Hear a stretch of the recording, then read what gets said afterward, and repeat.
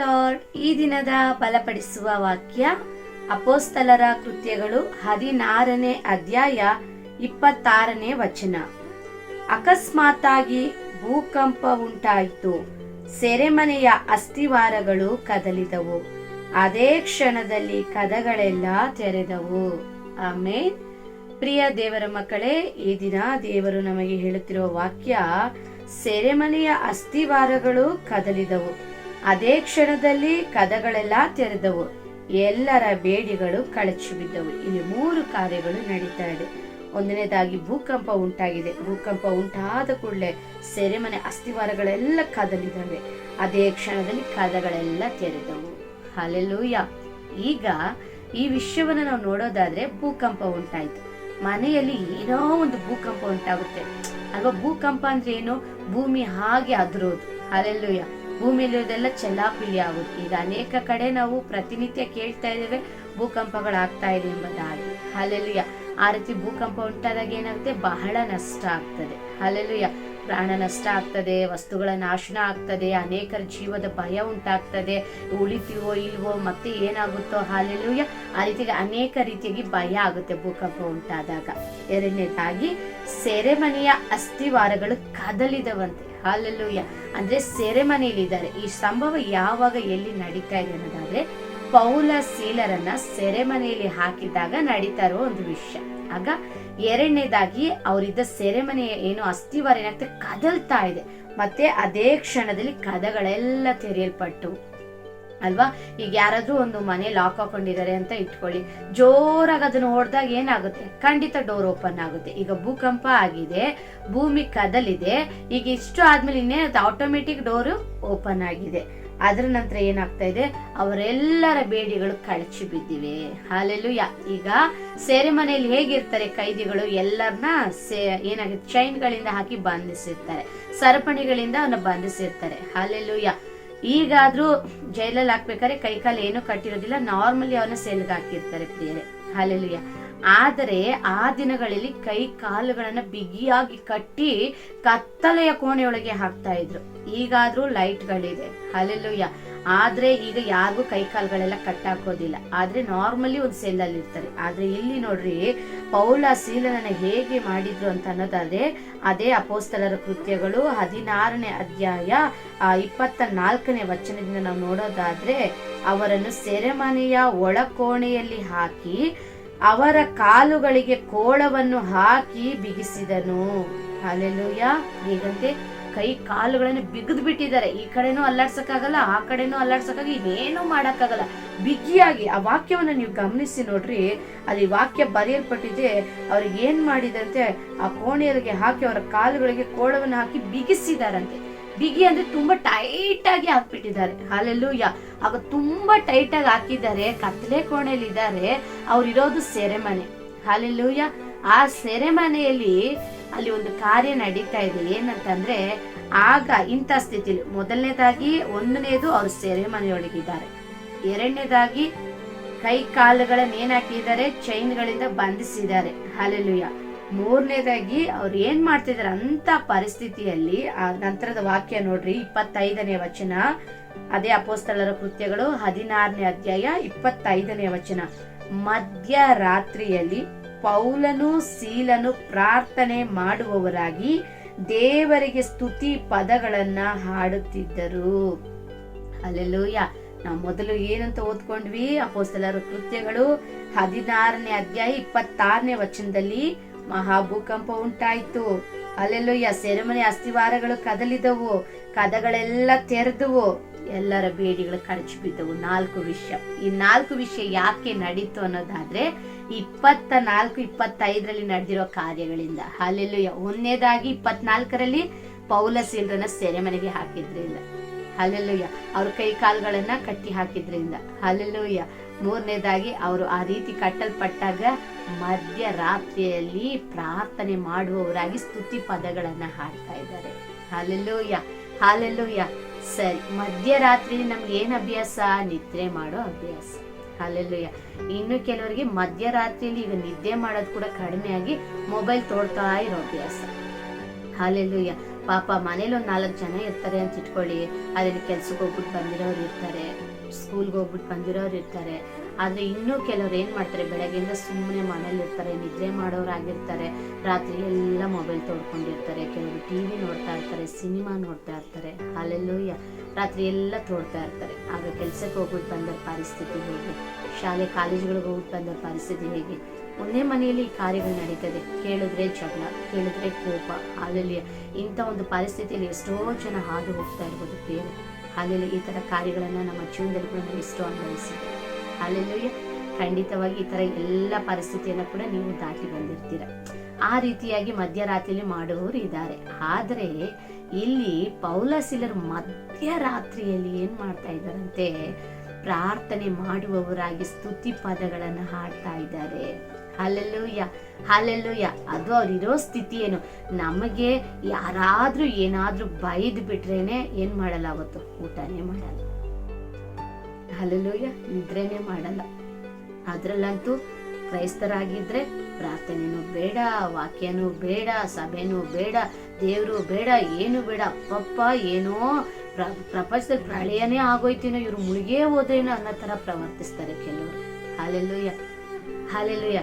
ಇನ್ನು ಕೆಲವರು ಜಗಳ ಆದಾಗ, ಅವ್ರಿಗೆ ಬೇಜಾರಾದಾಗ, ಅವ್ರಿಗೆ ಸಿಟ್ಟು ಬಂದಾಗ, ಮನೇಲಿ ಏನಾರು ಕೆಲವು ಕಾರ್ಯಗಳು ಅದಲು ಬದಲಾದಾಗ ಏನ್ ಮಾಡ್ತಾರೆ, ಅವ್ರ ಮನಸ್ಥಿತಿನೇ ಬೇರೆ ತರ ಆಗ್ಬಿಡುತ್ತೆ. ಹೇಗೆ ಅಂದ್ರೆ ಹೋಗಿ ಒಂದು ಮೂಲೆಯಲ್ಲಿ ಮುದ್ದುಕೊಳ್ಳೋದು, ಮಲಗೋದು, ಈ ರೀತಿಯಾಗಿ ಆಗ್ಬಿಡ್ತಾರೆ. ಯಾರ ಹತ್ರ ಮಾತಾಡೋದಿಲ್ಲ, ಊಟ ಮಾಡೋದಿಲ್ಲ. ಹಾಲೆಲ್ಲಿ ಇಂಥ ಒಂದು ಪರಿಸ್ಥಿತಿಗಳು ಪ್ರಿಯರೇ. ಆಗ ಈ ರೀತಿ ಒಂದು ಪರಿಸ್ಥಿತಿಗಳಿರುವಾಗ ನೋಡ್ರಿ, ಆದ್ರೆ ನಾವುಗಳು ಈ ರೀತಿ ಪ್ರವರ್ತಿಸ್ತೇವೆ. ಆದ್ರೆ ಪೌಲಸಿಲರನ್ನ ಕೂಡ ಏನ್ ಮಾಡಿದ್ದಾರೆ, ಕೈಕಾಲು ಕಟ್ಟಾಕಿದ್ದಾರೆ, ಅವರ ಸೆರೆಮನೆಗಳಿಗೆ ಬಂಧಿಸಿದ್ದಾರೆ. ಆದ್ರೆ ಅವ್ರ ಅದ್ ಯಾವುದನ್ನು ಕೂಡ ಅವ್ರ ಜೀವನದಲ್ಲಿ ನೋಡ್ಲೇ ಇಲ್ಲ. ಹಾಲೆಲ್ಲೂಯ್ಯ. ಆದ್ರೆ ನಾವುಗಳು ಮಾತ್ರ ಬೈಬಲ್ ಓದಿದ್ರು, ಪ್ರಾರ್ಥನೆ ಮಾಡಿದ್ರು, ಸಭೆಗೆ ಹೋದ್ರು, ಅನೇಕ ಕೂಟಗಳಿಗೆ ಹೋದ್ರು, ನಾವೇನ್ ಮಾಡೋದಿಲ್ಲ, ಇನ್ನು ಕೂಡ ಬದಲಾಗೋದಿಲ್ಲ, ಬದಲಾಗ್ತಾನೂ ಇಲ್ಲ. ಹಾಲೆಲ್ಲೂಯ್ಯ. ಅದೇ ಪ್ರವರ್ತನೆ, ಅದೇ ಬುದ್ಧಿನೇ, ಅದೇ ಸ್ವಭಾವನೆ, ಅದೇ ಗುಣನೇ. ಅಲ್ಲೆಲ್ಲೂಯ್ಯ. ಮತ್ತೆ ಯಾಕೆ ಸಭೆಗೆ ಹೋಗ್ಬೇಕು, ಯಾಕೆ ಅನೇಕ ಕೂಟಗಳಿಗೆ ಹೋಗ್ಬೇಕು, ಯಾಕೆ ವಾಕ್ಯ ಓದ್ಬೇಕು, ಯಾಕೆ ಪ್ರಾರ್ಥನೆ ಮಾಡಬೇಕು? ಪ್ರಿಯರೇ, ಏನಾದ್ರೂ ಒಂದು ಮಾಡಿದ್ರೆ ಬದಲಾವಣೆ ಇರ್ಬೇಕು ಅಲ್ವಾ? ಒಂದು ಉದಾಹರಣೆಗೆ ನೋಡ್ರಿ, ಈಗ ಹಗಲು ರಾತ್ರಿ ದುಡಿತೀರಾ ಅಂತ ಇಟ್ಕೊಳ್ಳಿ. ಆ ದುಡ್ದು ಏನಾದ್ರು ಒಂದು ಬ್ಲೆಸ್ಸಿಂಗ್ ಬರ್ಬೇಕಲ್ವ, ಏನಾದ್ರು ಒಂದು ಆಶೀರ್ವಾದ ಮನೇಲಿ ಬರ್ಬೇಕಲ್ವಾ, ಏನಾದ್ರು ಒಂದು ಬದಲಾವಣೆ ಆಗಿರ್ಬೇಕಲ್ಲ. ಆಗ್ಲೂ ಕಷ್ಟನೇ, ಆಗ್ಲೂ ಹಸ್ವಿ, ಆಗ್ಲೇ ಕಣ್ಣೀರಿದ್ರೆ ಏನ್ ಪ್ರಯೋಜನ ನೀವು ದುಡ್ದಿದ್ದಕ್ಕೆ? ಅಲ್ಲೆಲ್ಲೂ ಇನ್ನು ಸುಲಭವಾಗಿ ಅರ್ಥ ಆಗೋ ರೀತಿ ಹೇಳ್ಬೇಕು ಅಂದ್ರೆ, ಹೆಣ್ಣು ಮಕ್ಕಳು ಅಲ್ಲೆಲ್ಲೂಯ್ಯ ಕ್ರೀಮು, ಪೌಡ್ರು, ಲಿಪ್ಟಿಕ್ ಎಲ್ಲ ಹಚ್ತಾರೆ. ಅಲ್ಲೆಲ್ಲೂಯ್ಯ ಹಚ್ತಾ ಹಚ್ತಾ ಹಚ್ತಾ ಏನಾದ್ರು ತುಟಿ ಕೆಂಪಗಾಯ್ತಾ, ಮುಖ ಏನಾದ್ರು ಬೆಳ್ಳಗಾಯ್ತಾ? ಅಲ್ಲೆಲ್ಲೂಯ್ಯ. ಆದ್ರೇನೆ ಇನ್ನು ಗುಳ್ಳೆ ಜಾಸ್ತಿ ಆಯ್ತು, ಮಕ ಕಪ್ಪುಗಾಯ್ತು, ಇನ್ನ ಏನೇನೋ ಆಯ್ತು. ಏನಾದ್ರು ಬದಲಾವಣೆ ಇದೆಯಾ? ಏನು ಬದಲಾವಣೆ ಇಲ್ಲ. ಅಲ್ಲಲ್ಲಿ ಹಾಗೇನೆ ಇನ್ನು ಎಷ್ಟೋ ಕಾರ್ಯಗಳು ಹೇಳ್ಬೋದು. ಅದೇ ರೀತಿ ದಿನಾ ಬೈಬಲ್ ಓದಿ, ದಿನಾ ಪ್ರಾರ್ಥನೆ ಮಾಡಿ, ದಿನಾ ಸಭೆಗೆ ಹೋಗಿ, ಅನೇಕ ಕೂಟಗಳಿಗೆ ಹೋಗಿ ಏನ್ ಬದಲಾಯ್ತು? ಬದಲಾಗದೆ ಅಂದ್ರೆ ಯಾಕೆ ಪ್ರಯತ್ನ? ಅಲ್ಲೆಲ್ಲೂ ಪ್ರಯತ್ನ ಮಾಡಿದ್ರೆ ಆ ಪ್ರಯತ್ನದಲ್ಲಿ ಏನಿರ್ಬೇಕು ಅಂತ ವೈರಾಗ್ಯ ಇರ್ಬೇಕು. ಅಲ್ಲೆಲ್ಲೂ ಹಾಗೆಲ್ಲ ನಮ್ಗೆ ಪಾಠದಲ್ಲಿ ಇರ್ತಾ ಇತ್ತು, ಮರಳಿ ಯತ್ನವ ಮಾಡು, ಮರಳಿ ಯತ್ನವ ಮಾಡು, ಮರಳಿ ಯತ್ನವ ಮಾಡು ಎಂಬುದಾಗಿ. ಅಲ್ಲೆಲ್ಲೂಯ್ಯ. ಅದಕ್ಕೆ ದೇವರ ವಾಕ್ಯ ಹೇಳ್ತದೆ, ಶಿಷ್ಟನು ಬಿದ್ದರೂ ಏಳುವನಂತೆ. 7 ಸಾರಿ ಬಿದ್ರೆ 7 ಸಾರಿ ಅಂತ ಹೇಳ್ತಾನೆ. ಹಾಲೆಲ್ಲೂಯ್ಯ. ಅವನು ಎಷ್ಟು ಸಾರಿ ಬಿದ್ರೆ ಅಂತ ಹೇಳ್ತಾನೆ ಪ್ರಿಯರೇ. ಹಾಲೆಲ್ಲೂಯ್ಯ. ಆದ್ರಿಂದ ನಮ್ಮ ಜೀವನದಲ್ಲಿ ಏನಾದ್ರೂ ಒಂದು ಮಾಡ್ತೀವಿ ಅಂದ್ರೆ ಅದು ಪ್ರಯೋಜನ ಆಗ್ಬೇಕು. ಸೋತರೆ ಮತ್ತೆ ಮಾಡ್ಬೇಕು. ಯಾಕಂದ್ರೆ ದೇವರು ನಮ್ಗೆ ಬಲ ಕೊಡುವವರಾಗಿದ್ರೆ ಮತ್ತೆ ಮತ್ತೆ ಮತ್ತೆ ನಾವು ಮಾಡ್ಬೇಕು ಪ್ರಿಯರೇ. ಹಾಲೆಲ್ಲೂಯ್ಯ. ಆಗ ಇಲ್ಲಿ ಒಂದು ವಾಕ್ಯನ ಓದ್ಕೊಂಡ ಹಾಗೆ ಈಗ ಪೌಲಸಿಲರು ಏನ್ ಮಾಡ್ತಾ ಇದ್ದಾರೆ, ಮಧ್ಯರಾತ್ರಿಯಲ್ಲಿ ಸ್ತುತಿಸ್ತಾ ಇದ್ದಾರೆ, ಪ್ರಾರ್ಥನೆ ಮಾಡ್ತಾ ಇದ್ದಾರೆ. ಹಾಲೆಲ್ಲೂಯ್ಯ. ಈಗ ಪ್ರಾರ್ಥನೆ ಮಾಡ್ತಾ ಇರುವಾಗ ಅಲ್ಲಿ ಏನಾಗ್ತಾ ಇದೆ, ಒಂದು ಬದಲಾವಣೆ, ಒಂದು ಟ್ರಾನ್ಸ್ಫಾರ್ಮೇಶನ್ ನಡೀತಾ ಇದೆ. ಭೂಕಂಪ ಆಗ್ತಾ ಇದೆ. ಅವ್ರು ಪ್ರಾರ್ಥನೆ ಮಾಡ್ತಿದ್ರೆ, ಸ್ತುತಿಸ್ತಾ ಇದ್ರೆ ಭೂಕಂಪ ಆಗ್ತಾ ಇದೆ. ಆ ಸೆರೆಮನೆ ಅಸ್ಥಿವಾರಗಳು ಕದಲ್ತಾ ಇದೆ. ಹಾಲೆಲ್ಲೂಯ್ಯ. ಮತ್ತೇನಾಗ್ತದೆ, ಕದಗಳೆಲ್ಲ ಓಪನ್ ಆಗ್ತಾ ಇದೆ. ಸೆರೆಮನೆಯಲ್ಲಿ ಅವ್ರಿಗೆ ಹಾಕಿದಂತ ಆ ಬಂಧನಗಳು, ಆ ಸರಪಣಿಗಳೆಲ್ಲ ಕಳಚಿ ಬೀಳ್ತಾ ಇದೆ. ಅಲ್ಲೆಲ್ಲೂ ನೀವು ಪ್ರಾರ್ಥನೆ ಮಾಡಿ, ನೀವು ಸ್ತುತಿಸಿ, ಏನ್ ನಡೆದಿದೆ? ಭೂಕಂಪ ಆಗಿದ್ಯಾ? ಅಲ್ಲೆಲ್ಲೂಯ್ಯ. ಭೂಕಂಪ ಆದ್ರೂ ಅದೊಂದು ಆಶೀರ್ವಾದವಾಗಿದೆ. ಆ ತರ ಒಂದು ಭೂಕಂಪ ಆಗ್ಬೇಕು. ನೀವು ಮಾಡುವಾಗ ಏನಾಗುತ್ತೆ, ಆ ತರ ಭೂಕಂಪ ಆಗಲ್ಲ, ಬೇರೆ ತರ ಭೂಕಂಪ ಆಗುತ್ತೆ. ಅರ್ಥ ಆಗುತ್ತೆ ಅಂತ ಅನ್ಕೊಳ್ತೀನಿ. ಅಲ್ಲೆಲ್ಲೂಯ್ಯ. ಕದಗಳು ತೆರೀಬೇಕು ಪ್ರಿಯರೇ. ಆಶೀರ್ವಾದದ ಕದಗಳು ತೆರೀಬೇಕು, ಬಿಡುಗಡೆ ಕದಗಳು ತೆರೀಬೇಕು. ನಮಗಿರುವ ಎಲ್ಲ ಸರಪಳಿಗಳು ಕಳಚಿ ಬೀಳಬೇಕು. ಕಷ್ಟನ ಸರಪಳಿ, ಅನಾರೋಗ್ಯನ ಸರಪಳಿ, ಅಸಮಾಧಾನದ ಸರಪಳಿ, ನಮ್ಗೆ ಏನೇನು ಸರಪಳಿಗಳಿದೆ ಕಳಚಿ ಬೀಳಬೇಕು. ಅಂತ ಒಂದು ಸ್ತುತಿ ಯಜ್ಞವನ್ನು ನಾವು ಸಮರ್ಪಿಸುವವರಾಗಿರ್ಬೇಕು, ಅಂತ ಒಂದು ಶಕ್ತಿಶಾಲಿ ಪ್ರಾರ್ಥನೆ ಮಾಡುವವರಾಗಿರ್ಬೇಕು. ಅವರು ಬರೀ ಸ್ತುತಿ ಎಂಬುದಾಗಿ ಅನೇಕರು ಹೇಳ್ತಾರೆ. ಅಲ್ಲಿ ನೀವು ಗಮನಿಸಿ ಓದೋದಾದ್ರೆ ಪ್ರಾರ್ಥನೆ ಮಾಡುವವರಾಗಿ ಸ್ತುತಿ ಪದಗಳನ್ನು ಹಾಡ್ತಾ ಇದ್ರು. ಪ್ರಾರ್ಥನೆನೂ ಮಾಡ್ತಾ ಇದ್ದಾರೆ, ಸ್ತುತಿನೂ ಮಾಡ್ತಾ ಇದ್ದಾರೆ. Hallelujah, hallelujah. ಈ ದಿನ ನಿಮ್ಮ ಪ್ರಾರ್ಥನೆ ಹೇಗಿದೆ? ನಿಮ್ಮ ಸ್ತುತಿ ಹೇಗಿದೆ? ಭೂಕಂಪ ಆಗ್ತಾ ಇದೆಯಾ? ಅಸ್ಥಿವಾರ ಕದಲ್ತಾ ಇದೆಯಾ? ಕದಗಳು ತೆರೆಯಲ್ಪಡ್ತಾ ಇದೆಯಾ? ಬಂಧನಗಳು ಬಿಚ್ಚಲ್ಪಡ್ತಾ ಇದೆಯಾ? ಎಂತ ಪ್ರಾರ್ಥನೆ ನಿಮ್ಮದಾಗಿದೆ? ಯೋಚನೆ ಮಾಡಿ. ಆ ವಾಕ್ಯ ಓದ್ಬೇಕಾದ್ರೆ ಆ ವಾಕ್ಯವನ್ನು ಧ್ಯಾನಿಸಬೇಕು ಬೇರೆ ನಾವು. ಹಾಲೆಲೂಯ. ಆ ವಾಕ್ಯವನ್ನು ಧ್ಯಾನಿಸುವಾಗಲೇ ಆಗ ನಮಗೆ ಅರ್ಥ ಆಗ್ತದೆ ಇದು ಏನು ಸಂಭವ, ಇದು ಹೇಗೆ ನಡೆಯಿತು, ಹೇಗೆ ಈ ರೀತಿ ಸಾಧ್ಯ ಆಯ್ತು ಎಂಬುದಾಗಿ. ಆಗ ಅದನ್ನ ನಮ್ಮ ಜೀವನದಲ್ಲಿ ಅಪ್ಲೈ ಮಾಡ್ಕೊಳ್ಬೇಕು. ಹಾಲೆಲೂಯ. ಅಪ್ಲೈ ಅಂದಾಗ ಒಂದು ಚಿಕ್ಕ ವಿಷಯ ನೆನಪಾಗ್ತದೆ, ನಾನು ಹೇಳ್ತೀನಿ ಬೇರೆ. ಮೈಸೂರ್ ಸ್ಯಾಂಡ್ ಸೋಪ್ ಬಹಳ ಜನ ಯೂಸ್ ಮಾಡ್ತೀರಾ ಅಂತ ಅನ್ಕೊಳ್ತೇನೆ. ಹಾಲೆಲೂಯ. ಈಗಂತೂ ತುಂಬಾ ಕಡೆ ಆ ಸೋಪ್ಗಳು ಎಲ್ಲ ಕಡೆ ಕೂಡ ಅಂಗಡಿಗಳಲ್ಲಿ ಸಿಗ್ತಾ ಇದೆ. ಅನೇಕರು ಹಾಕೋದು ಕೂಡ ಇರ್ಬೋದು. ಆ ಮೈಸೂರ್ ಸ್ಯಾಂಡಲ್ ಸೋಪ್ ತಯಾರಿಸುವ ಒಂದು ಫ್ಯಾಕ್ಟರಿಗೆ ಒಂದು ವ್ಯಕ್ತಿ ಇಂಟರ್ವ್ಯೂ ಮಾಡೋದಕ್ಕೆ ಹೋದ್ರಂತೆ. ಹಾಲೆಲೂಯ.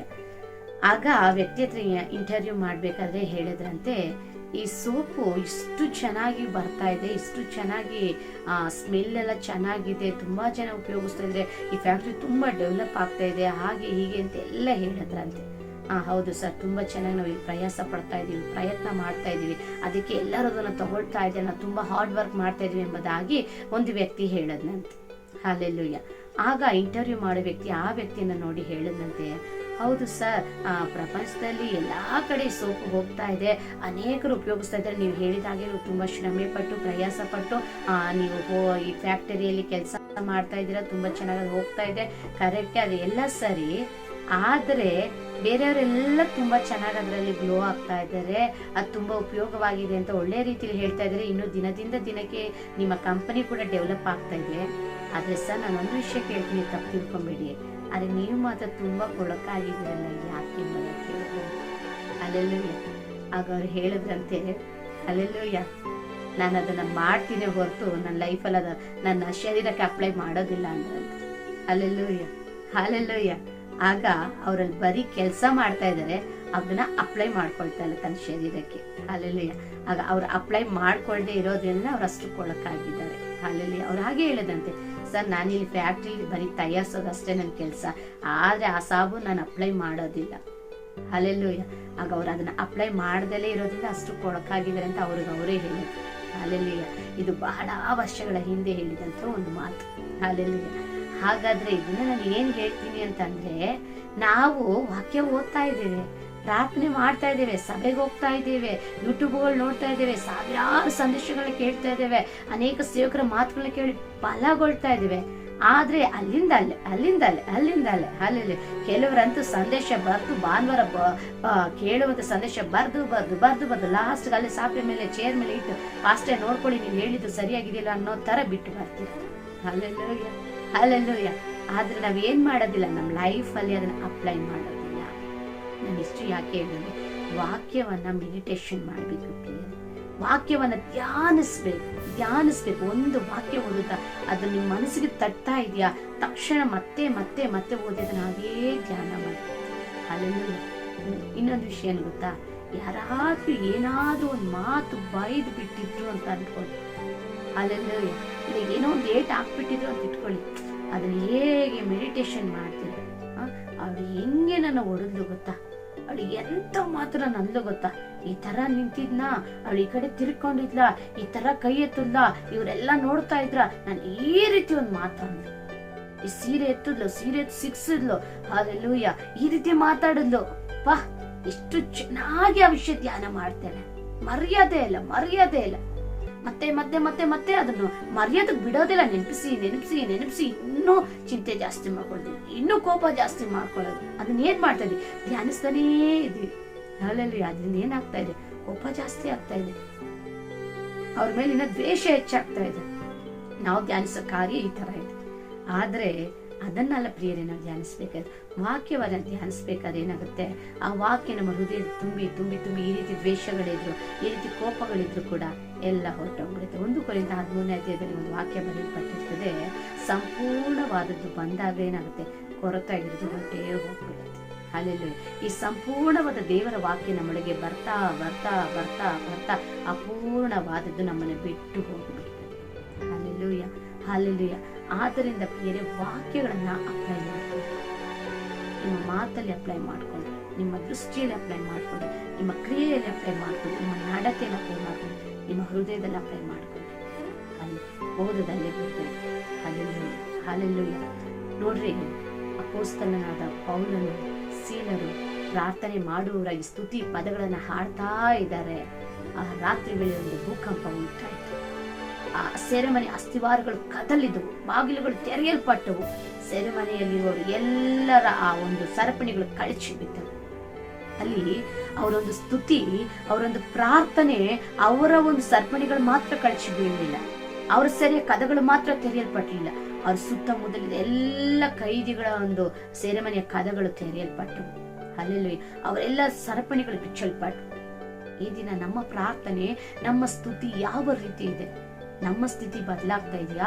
ನಮ್ಮ ಕುಟುಂಬ ಸ್ಥಿತಿ ಬದಲಾಗ್ತಾ ಇದೆಯಾ? ನಮ್ಮ ಬಂಧುಗಳ ಸ್ನೇಹಿತರ ಪರಿಸ್ಥಿತಿ ಬದಲಾಗ್ತಾ ಇದೆಯಾ? ನಮ್ಮ ಅಕ್ಕಪಕ್ಕದವರ ಪರಿಸ್ಥಿತಿ ಬದಲಾಗ್ತಾ ಇದೆಯಾ? ಇಲ್ಲ ನಾವು ಯಾರಿಗಾದ್ರೂ ಪ್ರಾರ್ಥಿಸ್ಬೇಕಾದ್ರೆ ಅವರ ಸ್ಥಿತಿ ಬದಲಾಗ್ತಾ? ಹಲ್ಲೆಲೂಯಾ. ನಾವು ಎಲ್ಲ ಅನುಕೂಲವಾಗಿದ್ರೂ ಪ್ರಾರ್ಥನೆ ಮಾಡೋಕೆ ಕಷ್ಟ. ಹಲ್ಲೆಲೂಯಾ. ನೋಡ್ರಿ, ಮಾರ್ಕನು ಬರೆದ ಸುವಾರ್ತೆ 1ನೇ ಅಧ್ಯಾಯದಲ್ಲಿ ಯೇಸು ಕ್ರಿಸ್ತನು ಮುಂಜಾನೆ ಇನ್ನು ಮೊಬ್ಬಿರುವಾಗಲೇ ಏನ್ ಮಾಡ್ತಾರೆ? ಅರಣ್ಯಕ್ಕೆ ಹೋಗಿ ಪ್ರಾರ್ಥನೆ ಮಾಡಿದ್ರು ಎಂಬುದಾಗಿ ಮಾರ್ಕನು ಬರೆದ ಸುವಾರ್ತೆ 1ನೇ ಅಧ್ಯಾಯದಲ್ಲಿ ವಾಕ್ಯ ಇರ್ತದೆ. ಆಗ ಮೊಬ್ಬಿರುವಾಗಲೇ ಅವರು ಹೋಗಿ ಮುಂಜಾನೆಯಲ್ಲಿ ಪ್ರಾರ್ಥನೆ ಮಾಡ್ತಾರೆ. ಅರಣ್ಯದಲ್ಲಿ ಅಂತ ಅಲ್ಲಿ ಹೇಳಲ್ಪಟ್ಟಿದೆ ವಾಕ್ಯ. ಆಗ ಅರಣ್ಯದಲ್ಲಿ ಹೇಗಿರುತ್ತೆ ಪ್ರಿಯರೇ? ತುಂಬಾ ಮೆತ್ತಗಿರುತ್ತಲ್ವ ನಡೆಯೋ ಹಾದಿ. ಹಲ್ಲೆಲೂಯಾ. ತುಂಬಾ ಸಾಫ್ಟ್ ಆಗಿರುತ್ತೆ ತಾನೇ? ಅಲ್ಲೆಲ್ಲ ಖಂಡಿತ ಅಲ್ಲಿ ಚುಚ್ಚುವಂತ ಕಲ್ಲುಗಳಿರ್ತವೆ, ಮುಳ್ಳುಗಳಿರ್ತವೆ. ಅದು ಹೇಗಿರುತ್ತೆ? ಹಳ್ಳ ದಿಣ್ಣೆ ಆಗುತ್ತದೆ, ತುಂಬಾ ಕಠಿಣವಾಗಿರ್ತದೆ ಅರಣ್ಯ ಮಾರ್ಗಗಳು. ಅಲ್ಲೆಲ್ಲ ಆಗ ಅಂತ ಒಂದು ಮಾರ್ಗದಲ್ಲಿ ಹೋಗಿ ಆ ಮೊಬ್ಬಿರುವಾಗಲೇ ಯೇಸು ಕ್ರಿಸ್ತನು ಹೋಗಿ ಅಲ್ಲಿ ಮುಂಜಾನೆ ಪ್ರಾರ್ಥನೆ ಮಾಡುವಾಗ ನಾವು ಇಷ್ಟೊಂದು ಕಂಫರ್ಟ್ ಝೋನ್ ಅಲ್ಲಿ ಇದ್ದೀವಲ್ವಾ? ಅಂದ್ರೆ ನಮಗೆ ಈಗೆಲ್ಲ ಏನು ಗ್ರಾನೈಟ್ಗಳು ಬಂದಿದೆ, ಟೈಲ್ಸ್ ಬಂದಿದೆ, ಸಿಮೆಂಟ್ ಹಾಕಿರುವಂತ ನೆಲಗಳು ಬಂದಿದೆ, ಸಾಲದಕ್ಕೆ ಬೆಡ್ಶೀಟ್ ಹಾಕೊಳ್ತೇವೆ, ಅಲ್ಲಲ್ಲಿ ಸಾಪೆಗಳನ್ನ ಹಾಕೊಳ್ತೇವೆ, ಇನ್ನು ಕೆಲವರು ಚೇರ್ ಮೇಲೆ ಕುಳಿತು ಪ್ರಾರ್ಥನೆ ಮಾಡ್ತೇವೆ, ಇನ್ನು ಕೆಲವರು ಸೋಫಾಗಳ ಮೇಲೆ ಕುಳಿತು ಪ್ರಾರ್ಥನೆ ಮಾಡ್ತೇವೆ. ಹೀಗೆಲ್ಲ ಇಷ್ಟೂ ಸೌಕರ್ಯಗಳಿರುವಾಗ ನಾವು ಯಾಕೆ ಪ್ರಾರ್ಥನೆಗಳನ್ನ ಕಡಿಮೆ ಮಾಡ್ತಾ ಇದ್ದೇವೆ? ಯಾಕೆ ಸ್ತುತಿ ಯಜ್ಞಗಳನ್ನು ಯಾವಾಗೋ ಒಂದು ಬಾರಿ ಸಲ್ಲಿಸ್ತಾ ಇದ್ದೇವೆ? ಆದ್ರೆ ಈ ಪೌಲ ಸೀಲರ ಪರಿಸ್ಥಿತಿ ಯಾವ ರೀತಿಯಾಗಿದೆ? ಕಟ್ಟಲ್ಪಟ್ಟ ಸ್ಥಿತಿಯಲ್ಲಿದೆ. ಆ ಕಡೆ ಈ ಕಡೆ ತಿರ್ಗಕ್ಕಾಗದೇ ಇರೋ ಪರಿಸ್ಥಿತಿಯಲ್ಲಿದೆ. ಆಗ ಆ ಕಡೆ ಈ ಕಡೆ ತಿರ್ಗಕ್ಕಾಗದಿರೋ ಇಕ್ಕಟ್ಟಾದ ಪರಿಸ್ಥಿತಿಯಲ್ಲಿರುವ ಅವರಿಬ್ಬರು ದೇವರನ್ನು ಸ್ತುತಿಸಕ್ ಆಗ್ತಾ ಇದೆ, ಪ್ರಾರ್ಥಿಸೋಕ್ ಆಗ್ತಾ ಇದೆ ಅಂದ್ರೆ ಇವತ್ತು ನಿಮ್ಮಿಂದ ನನ್ನಿಂದ ಯಾಕೆ ಆಗ್ತಾ ಇಲ್ಲ? ಹಲ್ಲೆಲೂಯಾ. ಅದು ನಮ್ಮ ಪ್ರಯತ್ನ ಇಲ್ಲ. ಅಲ್ಲೆಲ್ಲ ಇನ್ನು ನಾವು ದೇವರಿಗೆ ಹತ್ತಿರವಾಗಿಲ್ಲ, ದೇವರೊಟ್ಟಿಗೆ ನಮ್ಗೆ ಸರಿಯಾದ ಒಂದು ಸಂಭಾಷಣೆ ಇಲ್ಲ, ಸರಿಯಾದ ಒಂದು ಸಂಪರ್ಕ ಇಲ್ಲ. ಅಲ್ಲೆಲ್ಲಿ ಅದನ್ನು ಬೆಳೆಸ್ಕೊಳ್ರಿ ಪ್ರಿಯರೇ. ನೀವು ಆ ರೀತಿ ಸ್ತುತಿಸುವಾಗ ಎಷ್ಟು ಅದ್ಭುತಗಳು ನಡೀತದೆ ಗೊತ್ತಾ? ಅಲ್ಲೆಲ್ಲಿ ಸ್ತುತಿಯು ನಿನ್ನ ಸ್ಥಿತಿಯನ್ನ ಬದಲಾಯಿಸುವಂತದ್ದಾಗಿದೆ.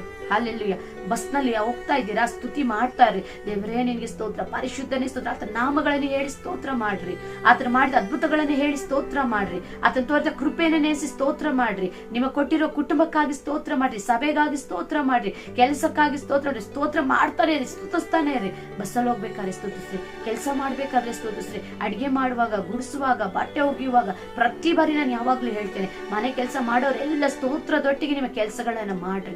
ಅಲ್ಲಿ ಆಗ ಒಂದೊಂದು ಕೆಲಸ ಆಶೀರ್ವಾದ. ನಿನ್ನ ಮನೆ ಕಸ ಗುಡಿಸಬೇಕಾದ್ರೆ ಆ ಆಶೀರ್ವಾದ ನಿನ್ನ ಮನೆಗೆ ಬರ್ತದೆ. ಎಲ್ಲ ಪರಿಶುದ್ಧವಾಗಿ ನಿನ್ನ ಮನೆ ಇರ್ತದೆ, ಕ್ರಿಯೆಗಳೆಲ್ಲ ಕೂಡ ಪರಿಶುದ್ಧವಾಗಿ ಸಮಾಧಾನವಾಗಿ ಇರ್ತದೆ.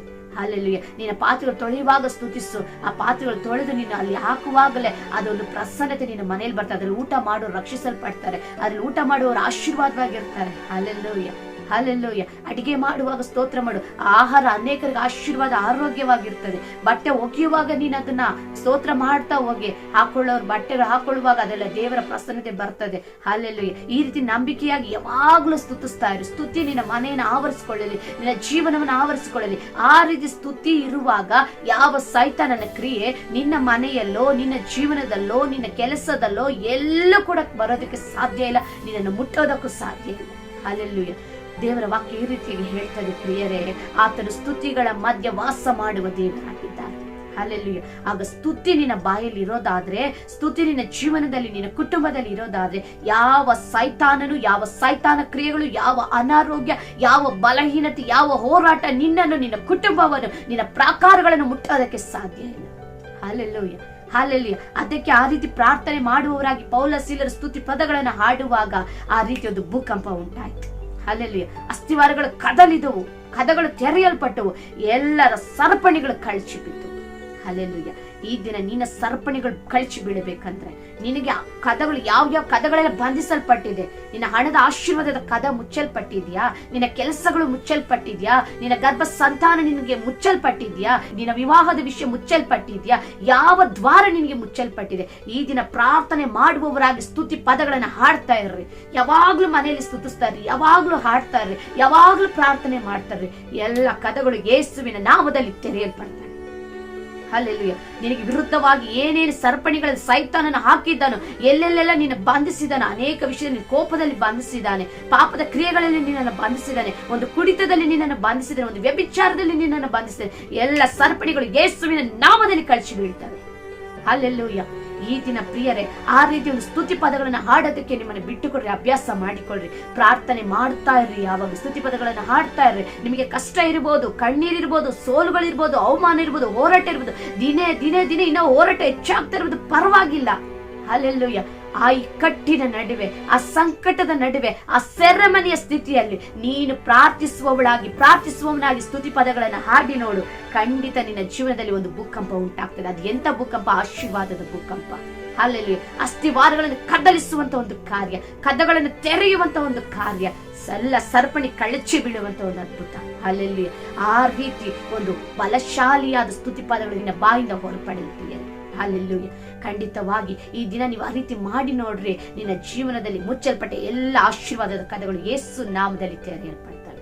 ನಿನ್ನ ಎಲ್ಲ ಸರಪಣಿಗಳು ಕಳಚಿ ಬೀಳ್ತವೆ. ಎಷ್ಟೋ ವರ್ಷಗಳಿಂದ ಕಟ್ಟಲ್ಪಟ್ಟಿದ್ದೀರಾ, ಯಾವ ವಿಷಯದಲ್ಲಿ ಕಟ್ಟಲ್ಪಟ್ಟಿದ್ದೀರಿ, ಎಲ್ಲ ಕಟ್ಟಲ್ಪಟ್ಟ ಕಾರ್ಯಗಳು ಯೇಸುವಿನ ನಾಮದಲ್ಲಿ ಮುರಿಯಲ್ಪಡ್ತವೆ. ಹಲ್ಲೆಲೂಯಾ. ನೋಡ್ರಿ, 2 ಪೂರ್ವಕಾಲ ವೃತ್ತಾಂತ 20ನೇ ಅಧ್ಯಾಯದಲ್ಲಿ ನೀವು ಪೂರ್ತಿಯಾಗಿ ಓದಿ ನೋಡುವಾಗ ಅಲ್ಲಿ ಯೆಹೋಷಾಫಾತನೆಂಬ ಒಬ್ಬ ಅರಸನಿಗೆ ವಿರುದ್ಧವಾಗಿ 3 ರಾಜ್ಯಗಳವರು ಯುದ್ಧಕ್ಕೆ ಎದ್ದೇಳ್ತಾರೆ. ಆಗ ಅವರು ದೇವರ ಬಳಿ ಪ್ರಾರ್ಥನೆ ಮಾಡ್ತಾರೆ. ದೇವರೇ, ನನಗೆ ಬಲ ಇಲ್ಲ, ಏನ್ ಮಾಡ್ಬೇಕು ಗೊತ್ತಿಲ್ಲ ಎಂಬುದಾಗಿ ದೇವರ ಸಹಾಯವನ್ನು ಕೇಳಿ ಪ್ರಾರ್ಥನೆ ಮಾಡ್ತಾರೆ. ಆಗ ದೇವರು ಹೇಳ್ತಾರೆ, ನಾನು ನಿನಗೋಸ್ಕರ ಯುದ್ಧ ಮಾಡ್ತೇನೆ, ಯುದ್ಧವು ನಿನ್ನದಲ್ಲ ಎಂಬುದಾಗಿ ಹೇಳ್ತಾರೆ. ಅದರ ನಂತರ ಒಂದು ಮಾತು ಹೇಳ್ತಾರೆ, ನೀನು ಆ ಯುದ್ಧದಲ್ಲಿ ಸ್ತುತಿಸುವ ಒಂದು ಗುಂಪನ್ನು ಮುಂದೆ ಕಳುಹಿಸಿ ಎಂಬುದಾಗಿ. ಹಲ್ಲೆಲೂಯಾ. ಆಗ ಅವ್ರು ನೋಡ್ರಿ, 21ನೇ ವಚನದಲ್ಲಿ ಅವ್ರು ಆ ರೀತಿಯಾಗಿ ಸ್ತುತಿಸ್ಕೊಳ್ತಾ ಹೋಗ್ತಾ ಇರ್ತಾರೆ. ಏನಂತ? ಯೆಹೋವನು ಒಳ್ಳೆಯವನು, ಆತನು ಕೃಪೆ ಶಾಶ್ವತವಾದದ್ದು ಎಂಬುದಾಗಿ ಅವರು ದೇವರನ್ನ ಸ್ತುತಿಸ್ತಾ ಹೌದು, 21ನೇ ವಚನದಲ್ಲಿ ಇದೆ ನೋಡ್ರಿ. ಅವ್ರು ಆ ರೀತಿಯಾಗಿ ಸ್ತುತಿ ಗಾಯನ ಮಾಡ್ತಾ ಇರ್ತಾರೆ. ಆಗ ಅವರು ಯೆಹೋವನಿಗೆ ಕೃತಜ್ಞತಾ ಸ್ತುತಿ ಮಾಡ್ರಿ, ಆತನ ಕೃಪೆ ಶಾಶ್ವತವಾಗಿದೆ ಎಂದು ಭಜಿಸಿರಿ ಎಂಬುದಾಗಿ ಆಜ್ಞಾಪಿಸಿದರು. ಅವರು ಆ ರೀತಿಗೆ ಯೆಹೋವನು ಒಳ್ಳೆಯವನು, ಆತನ ಕೃಪೆ ಶಾಶ್ವತ ಎಂಬುದಾಗಿ ಸ್ತುತಿಸುವ ಒಂದು ಗುಂಪನ್ನು ಮುಂದೆ ಕಳಿಸಿದ್ರು. ಆ ರೀತಿಯಾಗಿ ಅವರು ಸ್ತುತಿಸ್ತಾ ಹೋಗುವಾಗ ನಂತರ ಏನಾಗುತ್ತೆ ಅಂದ್ರೆ, ಆ 3 ರಾಜ್ಯಗಳಿಂದ ಬಂದವರು ಅವರೊಳಗೆ ಅವರೇ, ಆ 3 ರಾಜ್ಯಗಳವರೇನೆ ಅವರೊಳಗೆ ಅವರೇ ಹೊಡೆದಾಡಿಕೊಂಡು ಎಲ್ಲ ಸತ್ತು ಹೋಗ್ತಾರೆ. ಯಾವ ಹಾನಿ, ಯಾವ ಕೇಡು, ಯಾವ ಗಂಡಾಂತರ ಯೆಹೋಷಾಫಾತನಿಗೆ ಆಗಲೇ ಇಲ್ಲ, ಅವನ ಸೈನ್ಯಕ್ಕೆ ಆಗಲೇ ಇಲ್ಲ. ಹಲ್ಲೆಲೂಯಾ. ಪ್ರಿಯರೇ, ಸ್ತುತಿಗೆ ಅಷ್ಟೊಂದು ಶಕ್ತಿ ಇದೆ. ಹಲ್ಲೆಲೂಯಾ. ಆ ರೀತಿ ನೀವು ಪ್ರಾರ್ಥಿಸುವವರಾಗಿ, ಸ್ತುತಿ ಮಾಡುವವರಾಗಿ ಈ ದಿನಗಳಲ್ಲಿ ಕಾಣಲ್ಪಡಬೇಕು. ಎಲ್ಲಾ ಸಮಯ ಕೂತು ಪ್ರಾರ್ಥನೆ ಮಾಡಲಿಕ್ಕೆ ಸಮಯ ಇಲ್ದಿರ್ಬೋದು, ಆದ್ರೆ ಎಲ್ಲ ಸಮಯದಲ್ಲಿ ಯೇಸುವಿನ ನಾಮದಲ್ಲಿ ಸ್ತುತಿ ಮಾಡಲಿಕ್ಕೆ ನಮಗೆ ಸಾಧ್ಯ. ಅಲ್ಲಲ್ಲಿ ನಮ್ಮ ಹೃದಯ ಪೂರ್ವಕವಾಗಿ ನಾವು ಕೃತಜ್ಞತಾ ಸ್ತುತಿಗಳನ್ನು ದೇವರಿಗೆ ಸಲ್ಲಿಸುವಾಗ ದೇವರು ಮಹತ್ ಕಾರ್ಯಗಳನ್ನು ಮಾಡ್ತಾರೆ. ಹಲ್ಲೆಲೂಯಾ. ಅದೇ ರೀತಿಯಾಗಿ ನೋಡ್ರಿ, ಯೆಹೋಶುವನ ಪುಸ್ತಕದಲ್ಲಿ ನಾವು ನೋಡಬಹುದು, 6ನೇ ಅಧ್ಯಾಯದಲ್ಲಿ ಯೆರಿಕೋ ಕುರಿತು ಒಂದು ವಾಕ್ಯ ಬರೆಯಲ್ಪಟ್ಟಿರ್ತದೆ. ಇಸ್ರೇಲ್ ಜನರು 7 ಬಾರಿ ಆ ಯೆರಿಕೋವನ್ನ ಸುತ್ತಿ ಬರ್ತಾರೆ. ಹಲ್ಲೆಲೂಯಾ. ಆಗ 7ನೇ ದಿನದಲ್ಲಿ 7ನೇ ಬಾರಿ ಸುತ್ತುವಾಗ ಯೆಹೋಶುವನ ಆರ್ಭಟಿಸಿರಿ ಎಂಬುದಾಗಿ ಹೇಳಿದಾಗ ಅವರು ಗಟ್ಟಿಯಾಗಿ ಆರ್ಭಟಿಸುವಾಗ ಆ ಯೆರಿಕೋ ಕುಸಿದು ಬೀಳೋದನ್ನು ನೋಡುದು. ಅದು ದೊಡ್ಡ ಕೋಟೆಯಾಗಿತ್ತು. ಹಲ್ಲೆಲೂಯಾ. ಅವರಿಗೆ ವಾಗ್ದಾನ ಮಾಡಲ್ಪಟ್ಟ ಕಾನಾನ್ ದೇಶಕ್ಕೆ ಹೋಗೋದಕ್ಕೆ ಅದು ತಡೆಯಾಗಿತ್ತು. ಅದನ್ನ ದಾಟಿ ಹೋದ್ರೇನೆ ಅವರು ಹಾಲು ಚೇನು ಹರಿಯುವಂತ ಆ ವಾಗ್ದಾನ ದೇಶವಾದ ಕಾನಾನಿಗೆ ಹೋಗ್ಲಿಕ್ಕೆ ಸಾಧ್ಯ. ಆದ್ರೆ ಅದ್ರ ಮಧ್ಯದಲ್ಲಿ ಅಡ್ಡವಾಗಿ ಯೆರಿಕೋ ಇದೆ. ಹಲ್ಲೆಲೂಯಾ. ಆ ಕೋಟೆ ಕುಸಿದು ಬೀಳಬೇಕಂದ್ರೆ ಅಲ್ಲಿ ಸ್ತುತಿ ಬೇಕಾಗಿತ್ತು. ಹಲ್ಲೆಲೂಯ. ಆಗ ಸ್ತುತಿ ಎಂತ ಅಡ್ಡ ಗೋಡೆಗಳನ್ನು ಮುರಿಯುವಂಥದ್ದು. ನಿನ್ನ ಜೀವನದ ಆಶೀರ್ವಾದಗಳು ಏನೇನೆಲ್ಲ ತಡೆಯಾಗಿದ್ಯೋ, ಹಲ್ಲೆಲೂಯ, ಎಂತ ಎರಿಕ ಗೋಡೆಗಳು ನಿನ್ನ ಮುಂದೆ ತಡೆಯಾಗಿ ನಿಂತ್ಕೊಂಡಿದ್ಯೋ, ಅದು ಯಾವ ಕಾರ್ಯಗಳು ಅದು ಎಲ್ಲ ಯೇಸು ನಾಮದ ಸ್ತುತಿಯಲ್ಲಿ ಕುಸಿದು ಬೀಳಲಿದೆ. ಆಮೇನ್ ಎಂಬುದಾಗಿ ಹೇಳಿದೆ. ಹಲ್ಲೆಲೂಯ. ಅದು ಎಷ್ಟು ವರ್ಷಗಳ ತಡೆಯಾಗಿ ದೇವರು ಯೇಸು ನಾಮದಲ್ಲಿ ಮುರಿಯುತ್ತಾರೆ ಯಾವಾಗ ನೀನು ಸ್ತುತಿಸುವಾಗ.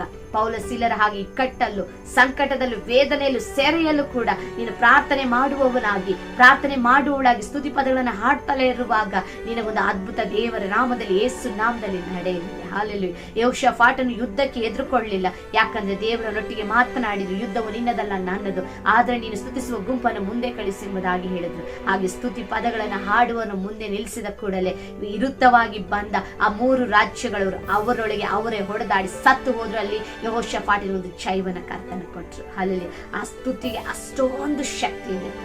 ನಾವು ಸ್ತುತಿಸೋದನ್ನೇ ಮರ್ತು ಬಿಟ್ಟಿದ್ವಿ. ಪ್ರಾರ್ಥನೆ ಮಾಡಕ್ ಪ್ರಾರಂಭ ಮಾಡಿದ್ರೆ ಪ್ರತಿನಿತ್ಯ ಒಂದೇ ಪದ್ಯ, ಹಾಲೆಲ್ಲ ಸ್ಟಾರ್ಟ್ ಮಾಡಿ ಮುಗಿಸೋವರೆಗೂ ದಿನ ಏನಿದೆಯೋ ಅದೇನೆ. ಹಾಲೆಲ್ಲೂಯ. ಅದ್ರ ಮಧ್ಯದಲ್ಲಿ ಒಂದು ಸ್ತುತಿ ಇರೋದಿಲ್ಲ, ಒಂದು ಕೃತಜ್ಞತೆ ಹಾಡುಗಳು ಇರೋದಿಲ್ಲ, ಯಾವಾಗ್ಲೂ ದೇವರ ಸ್ತುತಿಸೋ ಹೃದಯದಿಲ್ಲ. ನೋಡ್ರಿ, ಎಲ್ಲಾ ಸಮಯದಲ್ಲೂ ದೇವರ ಸ್ತುತಿ ಮಾಡ್ಬೇಕು. ನಾವ್ ಯಾವಾಗ ಸ್ತೋತ್ರ ಮಾಡ್ತೀವಿ ಗೊತ್ತಾ? ದೇವ್ರೇ ಈ ಬಟ್ಟೆ ಕೊಟ್ಟಿದ್ದಕ್ಕೆ ಸ್ತೋತ್ರ, ದೇವ್ರೇ ಈ ಮನೆ ಕೊಟ್ಟಿದ್ದಕ್ಕೆ ಸ್ತೋತ್ರ, ದೇವ್ರೇ ಈ ವಾಹನ ಕೊಟ್ಟಿದ್ದಕ್ಕಾಗಿ ಸ್ತೋತ್ರ, ಈ ಆಶೀರ್ವಾದ ಕೊಟ್ಟಿದ್ದಕ್ಕೆ. ಅದಕ್ಕೆ ಮಾತ್ರ ಅಲ್ಲ ಪ್ರಿಯರೇ. ಹಲ್ಲೆಲೂಯ. ಯೋಬನು ಹೇಳ್ತಾನೆ ನೋಡ್ರಿ, ಯೆಹೋವನೇ ಕೊಟ್ಟನು, ಯೆಹೋವನೇ ತೆಗೆದುಕೊಂಡು. ಕರ್ತನ ನಾಮಕ್ಕೆ ಸ್ತೋತ್ರವಾಗಲಿ ಎಂಬುದಾಗಿ. ಆಗ ಅನೇಕ ಬಾರಿ ನಮ್ಮ ಜೀವನದಲ್ಲಿ ಸೋಲು ಕೂಡ ಬರ್ತದೆ. ಹಲ್ಲೆಲೂಯ. ಯಾವಾಗ್ಲೂ ಜಯನೇ ಇರುತ್ತೆ ಅಂತ ಹೇಳಕ್ ಬರೋದಿಲ್ಲ. ನಮ್ಗೆ ಸೋಲು ಗೆಲುವು 2 ಬರ್ತದೆ. ಆಗ ಸೋಲುಗಳಿದ್ದಾಗ್ಲೂ ನೀವು ಸ್ತೋತ್ರ ಮಾಡೋದನ್ನ ಅಭ್ಯಾಸ ಮಾಡ್ಕೊಳ್ರಿ. ಹಲ್ಲೆಲೂಯ. ಗೆಲುವಿದ್ದಾಗ್ಲೂ ಸ್ತೋತ್ರ. ನಾವೆಲ್ಲ ಗೆಲುವಿದ್ದಾಗ ಸ್ತೋತ್ರ ಮಾಡ್ತೀವಿ, ಸಂತೋಷ ಇದ್ದಾಗ ಸ್ತೋತ್ರ ಮಾಡ್ತೀವಿ, ಆಶೀರ್ವಾದ ಬಂದಾಗ ಸ್ತೋತ್ರ ಮಾಡ್ತೀವಿ, ಲಾಭ ಬಂದಾಗ ಸ್ತೋತ್ರ ಮಾಡ್ತೀವಿ. ನಷ್ಟ ಬಂದಾಗ, ಕಳೆದುಕೊಂಡಾಗ, ಬರಿದಾಗಿರುವಾಗ, ಏನಿಲ್ದಿರುವಾಗ, ಕಷ್ಟದಲ್ಲಿರುವ ಕಣ್ಣೀರು ಸ್ತೋತ್ರ ಮಾಡೋದಿಲ್ಲ. ಆ ರೀತಿ ಸ್ತೋತ್ರ ಹೇಳಿದ್ರೆ ನೀವು ಅಭ್ಯಾಸ ಮಾಡಿ ನೋಡ್ರಿ, ಖಂಡಿತ ನಿಜವಾಗಿ ನಿಮ್ಮ ಜೀವನ, ನಿಮ್ಮ ಕೆಲಸ, ನಿಮ್ಮ ಕಾರ್ಯ, ನಿಮ್ಮ ಎಲ್ಲ ಪರಿಸ್ಥಿತಿ ಯೇಸುವಿನ ನಾಮದಲ್ಲಿ ಸವಾಲ್ ಹಾಕಿ ಹೇಳ್ತೇನೆ, ಯೇಸು ನಾಮದಲ್ಲಿ ನಿಮ್ಗೆ ಆಶೀರ್ವಾದವಾಗಿರ್ತದೆ. ಎಲ್ಲ ಪರಿಸ್ಥಿತಿ ಸ್ತೋತ್ರ ಮಾಡಿ. ದೇವರೇ ಈ ಕಷ್ಟಕ್ಕಾಗಿ ಸ್ತೋತ್ರ, ದೇವರೇ ಈ ನಷ್ಟಕ್ಕಾಗಿ ಸ್ತೋತ್ರ, ದೇವರೇ ಕಣ್ಣೀರಿಗಾಗಿ ಸ್ತೋತ್ರ, ದೇವರೇ ಅವಮಾನಕ್ಕಾಗಿ ಸ್ತೋತ್ರ, ದೇವರೇ ನಾನು ಈ ರೀತಿ ತಳ್ಳಲ್ಪಟ್ಟಿದ್ದೇನೆ ಸ್ತೋತ್ರ, ದೇವರೇ ಈ ರೀತಿ ಕೈ ಬಿಡಲ್ಪಟ್ಟಿದ್ದೇನೆ ಸ್ತೋತ್ರ, ಅಪ್ಪ ಈ ಮನೆಯನ್ನ ಕಳ್ಕೊಂಡಿದ್ದೇನೆ ಸ್ತೋತ್ರ, ಈ ಆಸ್ತಿನ ಕಳ್ಕೊಂಡಿದ್ದೇನೆ ಸ್ತೋತ್ರ, ಈ ರೀತಿ ಒಂದು ಅಪಾಯ ಆಗಿದೆ ಸ್ತೋತ್ರ. ಯಾವ ಹೃದಯ ಅದನ್ನ ಹೇಳಕ್ಕೆ ಇದರ ಸಿದ್ಧವಾಗಿದೆಯೋ, ಯಾವ ಹೃದಯ ಅದನ್ನ ಹೇಳೋದಕ್ಕೆ ಧೈರ್ಯಗೊಂಡಿದೆಯೋ, ಅವರಿಗೆ ಖಂಡಿತವಾಗಿ ಇಂಥ ಆಶೀರ್ವಾದಗಳು ಖಂಡಿತ ಬರ್ತದೆ. ಹಲ್ಲೆಲೂಯ. ನೀವು ದೇವರಿಗಾಗಿ ನಿಂತುಕೊಳ್ಳುವಾಗ ಅನೇಕ ಆಶೀರ್ವಾದಗಳನ್ನು ಹೊಂದಿಕೊಳ್ತೀರ. ದೇವರನ್ನು ಎಲ್ಲಾ ಸಮಯದಲ್ಲಿ ಸ್ತುತಿಸುವವರಾಗಿದ್ದೀರಿ. ಹಲ್ಲೆಲೂಯ. ಹಲ್ಲೆಲೂಯ. ಎಲ್ಲ ಸಮಯದಲ್ಲಿ ಇದ್ದಾಗಲೂ ಇದ್ದಾರೆ, ಎಲ್ಲಾ ಟೈಮು ದೇವರಿಗೆ ಸ್ತೋತ್ರ ಮಾಡಿ. ಇರುವಾಗ ಮಾತ್ರ ಬೇಡ. ಹಲ್ಲೆಲೂಯ. ಹಲ್ಲೆಲೂಯ. ನೋಡ್ರಿ, ಒಂದು ಚಿಕ್ಕ ವಿಷಯ ಹೇಳ್ತೀನಿ. ಒಂದು ದೇವ ಸೇವಕರು ಏನಂತ ಹೇಳೋದು, ಕಾಡಿನಲ್ಲಿ ಪ್ರಯಾಣ ಮಾಡ್ಕೊಂಡು ಹೋಗ್ತಾ ಇದ್ದಾರೆ. ಅಲ್ಲಿ ಆ ಕಾಡಿನ ಒಂದು ಮಧ್ಯ ಭಾಗದಲ್ಲಿ ಕೆಲವು ಜನರಲ್ಲಿ ವಾಸ ಮಾಡ್ತಾ ಇರ್ತಾರೆ. ಅಲ್ಲಿ ಒಂದು ಸಭೆ ಇದೆ. ಹಲ್ಲೆಲೂಯ. ಆಗ ಆ ಸಭೆಯಲ್ಲಿ ಅವ್ರು ಏನ್ ಮಾಡ್ಬೇಕು, ವಾಕ್ಯ ಕೊಡಬೇಕು. ಅವರಿರುವ ಸ್ಥಳದಿಂದ ಆ ಕಾಡಿನ ಒಳಗಡೆ, ಆ ಕಾಡಿನ ಮಧ್ಯ ಭಾಗದಲ್ಲಿ ಆ ಸಭೆಗೆ ಹೋಗಿ ಅಲ್ಲಿರುವ ಜನರುಗಳಿಗೆ ಅವರು ಸುವಾರ್ತೆ ಹೇಳ್ಬೇಕು ಅಂದ್ರೆ ಬಹಳ ದೂರ ಅವ್ರು ಪ್ರಯಾಣ ಮಾಡಿ ಹೋಗ್ಬೇಕು. ಆ ರೀತಿಯಾಗಿ ಅವರೊಂದು ಭಾನುವಾರ ಮುಂಜಾನೆ ಸಿದ್ಧರಾಗಿ ಆ ಸಭೆಗಾಗಿ ಅರಣ್ಯದಲ್ಲಿ ನಡ್ಕೊಂಡು ಹೋಗ್ತಾ ಇದ್ದಾರೆ. ಚೆನ್ನಾಗಿ ಬಿಳಿ ಬಟ್ಟೆ ಹಾಕಿ ಚೆನ್ನಾಗಿ ಸಿದ್ಧರಾಗಿ ಪ್ರಾರ್ಥನಾ ಪೂರ್ವಕವಾಗಿ ಅವ್ರು ಹೋಗ್ತಾ ಇದ್ದಾರೆ. ಹೋಗುವ ಮಾರ್ಗದಲ್ಲಿ ಏನಾಗ್ತಿದೆ, ಅರ್ಧ ದಾರಿ ಹೋಗಿ ತಲುಪಿದರೆ ಮಳೆ ಜೋರಾಗಿ ಬರ್ತಾ ಇದೆ. ಆಗ ಅವರಲ್ಲಿ ಕುಳಿತು ಪ್ರಾರ್ಥನೆ ಮಾಡ್ತಾ ಇದ್ದಾರೆ, ದೇವ್ರೇ ಈ ಮಳೆಯನ್ನ ನಿಲ್ಲಿಸಪ್ಪ, ದೇವ್ರೇ ನನ್ನ ಬಟ್ಟೆ ಎಲ್ಲ ನೆನೀತಾ ಇದೆ, ಬಟ್ಟೆ ನೆನಿಬಾರ್ದಪ್ಪ, ನಾನು ಅಲ್ಲಿ ಹೋಗಿ ವಾಕ್ಯ ಹೇಳ್ಬೇಕಪ್ಪ, ಈ ಮಳೆ ತಡೆನ ಮಾರ್ಪಡಿಸಿ ಎಂಬುದಾಗಿ ಅವ್ರು ಪ್ರಾರ್ಥನೆ ಮಾಡಿದ್ರು. ಅಲ್ಲಲ್ಲಿ ಸರಿ ಅಂತ ಪ್ರಾರ್ಥನೆ ಮುಂದೆ ಹೋಗ್ತಿದ್ರೆ ಮಳೆ ಇನ್ನು ಜೋರಾಗಿ ಬರ್ತಾ ಇದೆ. ಮಳೆ ಇನ್ನು ಜೋರಾಗಿ ಬರ್ತಿದೆ.